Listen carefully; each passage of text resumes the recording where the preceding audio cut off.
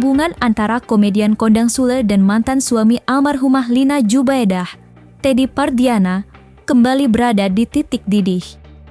Isu mengenai harta warisan yang sempat meredup kini mencuat lagi ke permukaan dengan tensi yang jauh lebih tinggi.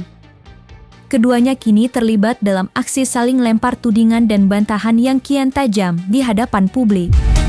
Bukan sekadar perbedaan pendapat, perseteruan ini telah menyentuh poin-poin krusial mulai dari nasib aset miliaran rupiah milik Rizky Febian, dugaan eksploitasi anak, hingga ancaman untuk membawa masalah ini ke meja hijau. Di satu sisi, Sule berdiri teguh menjaga hak anak-anaknya, sementara di sisi lain, Teddy bersikeras bahwa langkah hukumnya hanyalah upaya mencari keadilan sebagai ahli waris yang sah. Berikut adalah 5 aksi saling bantah dan serangan balik yang merangkum panasnya konflik antara Sule dan Teddy Pardiana.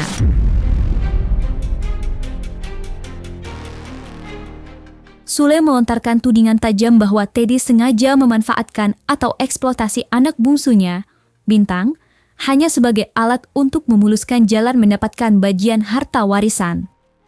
Namun, Teddy Pardiana tidak tinggal diam. Dengan nada tegas, ia melalui kuasa hukumnya, Wati Trisnawati membantah tuduhan tersebut dan memberikan klarifikasi menohok. Teddy menyatakan bahwa langkah hukum yang ia tempuh saat ini bukanlah untuk menggugat atau merebut harta, melainkan murni untuk mengajukan permohonan penetapan ahli waris yang sah demi kepastian status hukum di mata negara. Dua sudut pandang yang bertolak belakang ini pun memicu tanda tanya besar.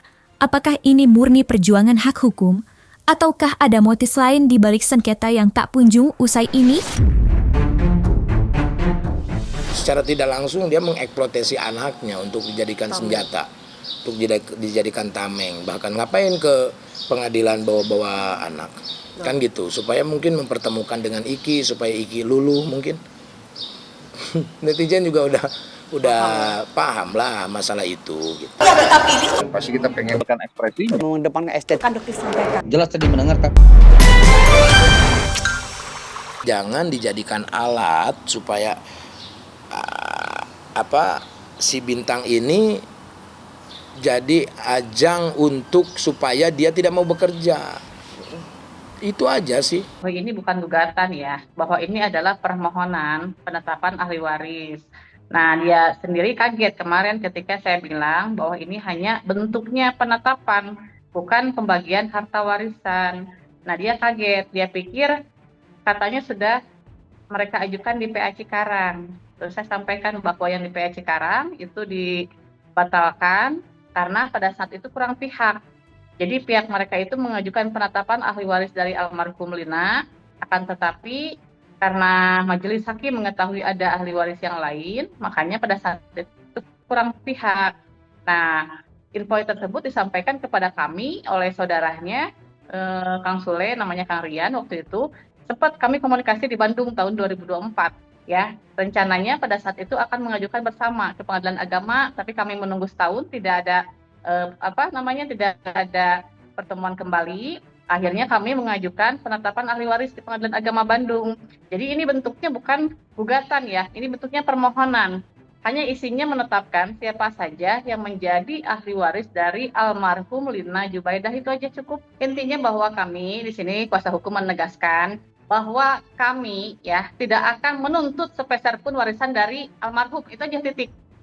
Kalau untuk penetapan ahli waris, karena butuh untuk legalitas Bintang ke depannya, untuk dokumen, untuk kepastian hukum. Kalau untuk harta warisan, tidak sepeser pun akan kami tuntut. Sule secara terbuka mempertanyakan keberadaan uang milik Rizky Febian sebesar 5 miliar rupiah yang dahulu sempat dititipkan kepada almarhumah Lina Jubaedah. Sule menduga dana besar tersebut kini tak jelas rimbanya sejak berada di bawah pengawasan Teddy. Merasa dipojokkan dengan tudingan penggelapan, Teddy Pardiana langsung bereaksi keras. Dengan nada menantang, melalui kuasa hukumnya Wati Trisnawati, ia membantah telah menghilangkan atau menggunakan uang tersebut untuk kepentingan pribadi. Teddy pun meluncurkan serangan balik dengan menantang pihak Sule dan Rizky Febian untuk menunjukkan bukti-bukti autentik serta aliran dana yang valid jika benar uang tersebut ada di tangannya.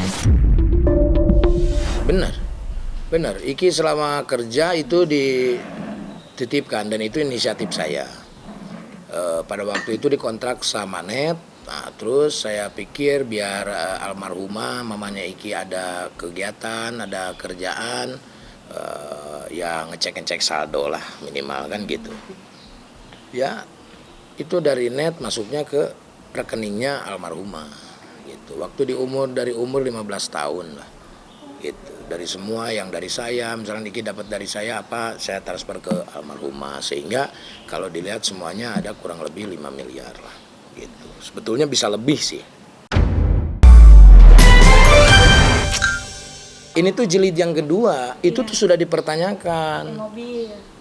Enggak, semua dipertanyakan gitu loh. Cuma Iki ngelapor yang mobil. Karena mobilnya sudah tidak ada. Nah nanti kita pertanyakan yang 5 miliar. Ya, terus nanti kita tanyakan yang Villa Bandung Indah.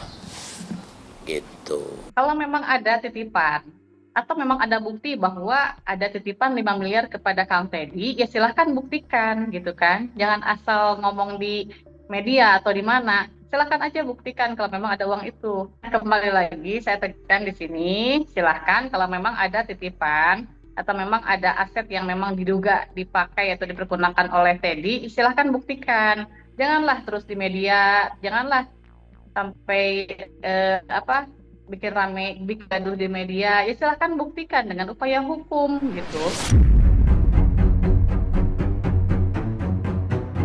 Di tengah berbagai tudingan yang menyudutkannya, Teddy Pardiana tetap berdiri di atas pendiriannya. Dengan nada yang sangat yakin, ia bersikeras menyatakan bahwa dirinya sama sekali tidak pernah menyentuh, apalagi menghilangkan aset-aset berharga milik sang istri yang kini menjadi sengketa. Namun, pembelaan diri Teddy tersebut justru disambut dengan reaksi yang sangat kontras oleh Sule.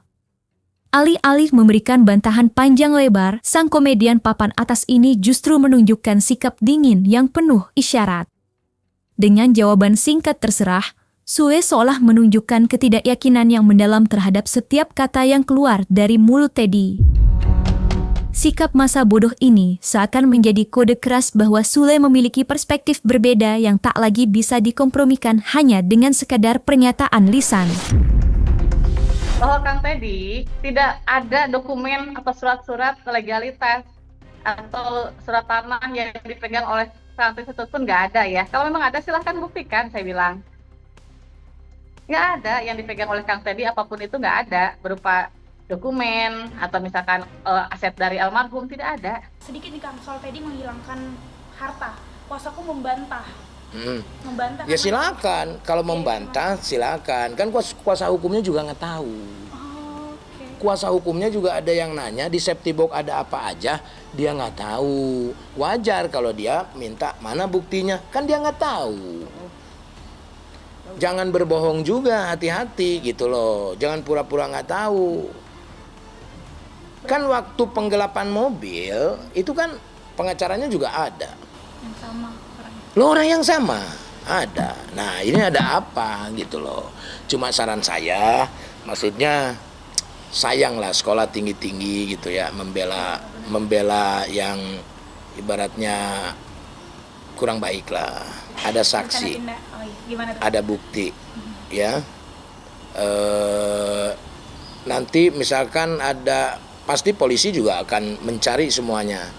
Bukti, saksi kalau safety box ada, kalau misalkan memang ada kunci ganda, ya kan. Terus saksi Pak Ecet pernah datang ke bank untuk alasannya mau memfotokopi semua berkas. Apa haknya dia memfotokopi semua berkas? Seharusnya kan minta izin sama Putri dong. Kan ini tidak. Kalau membantah ya silakan, monggo. Kalau membantah monggo, silakan. Ya kita mah santai kok. Teddy Pardiana mulai melunakkan sikap dengan melayangkan sebuah harapan besar. Ia menyatakan keinginannya agar perselisihan panjang ini bisa diselesaikan di meja mediasi secara kekeluargaan. Bagi Teddy, jalur damai dianggap sebagai solusi terbaik demi menjaga silaturahmi dan hubungan baik antar anggota keluarga yang tersisa. Namun, Gayung tak bersambut. Sule justru menunjukkan sikap yang jauh lebih keras dan prinsipil. Enggan memberikan kepastian soal kata damai, sang komedian justru menyatakan kesiapannya untuk membawa seluruh persoalan ini ke proses hukum yang lebih tinggi. Ya kalau maunya sih tetap ya, namanya juga ada hubungan kekerabatan. Ya kita selesaikan baik-baik, itu aja sih. Tidak lah, masa kita kekeluargaan terus? Itu. Sebelumnya udah pernah coba, Kang? Loh, iyalah. Gimana tuh, Kan kita sudah berkumpul bersama, dia juga sudah mengakui bahwa dia tidak akan menghaki aset, tapi setelah itu asetnya ada beberapa yang hilang, kan itu akan dipertanyakan nanti. Sebelum penetapan ahli waris, walaupun kata pengacaranya Iki sudah mengakui bahwa Bintang masuk ahli waris, iya, kata Iki Bintang oke, masuk ahli waris, tapi ya nanti kan belum sidang, gimana sih pengacaranya kekeh banget. Kalau saya akan tetap memperkarakan, kalau saya ya, tapi yang wajib melapor itu kan Iki, gitu, ya. Nanti kita lihat nanti aja lah. Gitu. Biar masalah dia cepat selesai gitu, Kang. Ya, Iki tetap mau memperkarakan itu, bukan memperkarakan masalahnya, akan tetapi menanyakan haknya.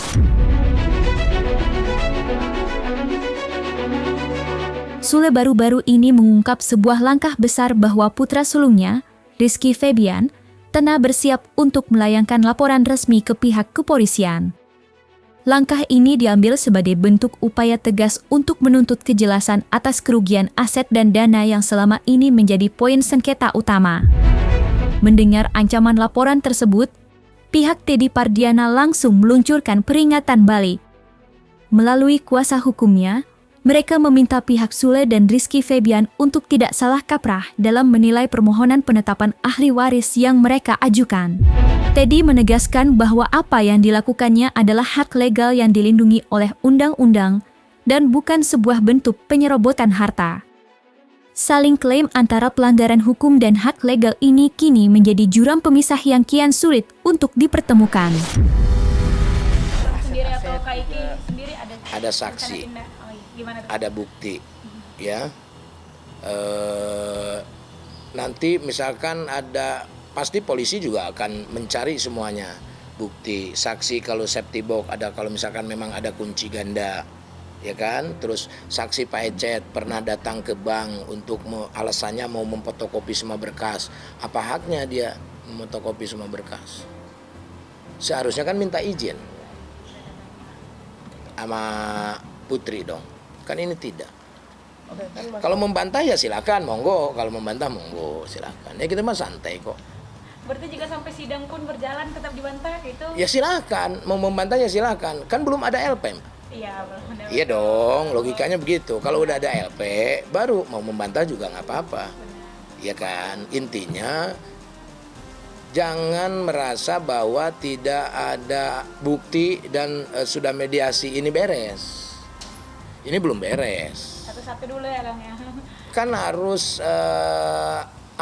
maksudnya ya kita berjalan dengan santai aja dulu. Iya, toh kita juga tidak ya mau kita kembalikan kembali juga uang udah nggak ada kok. Ya kan gitu. Ya, nah cuma kalau saya pribadi, karena kan yang mau melaporkan Iki nanti. Kalau saya pribadi, kalau ini dibiarkan, nanti bakal ada korban lagi. Oh, ada korban baru lagi nih, Kang? Pasti. Kalau memang dia tidak mau bertobat, terang-terangan aja lah. Gitu, jangan menggunakan kealimannya gitu, kediamannya gitu. Bahwa saya tekankan bahwa di sini tidak ada nominal atau objek yang dituntut ya. Bahwa di sini itu hanya meminta pengesahan penetapan siapa saja yang menjadi ahli waris dari almarhum Lina. Tidak ada apa-apa. Makanya ketika pada saat mediasi kemarin, pihak dari termohon membahas mengenai objek warisan, mediator langsung meng-cut-nya. Kenapa? Karena dari penetapan dan permohonan kami tidak ada tuh membahas terkait objek warisan. Jadi jangan salah kaprah atau salah paham atau apapun, bahwa kami tidak dan menuntut sepeser pun harta warisan dari almarhum, apalagi dari Kang Sule. Itu salah besar ya jika berpendapat seperti itu.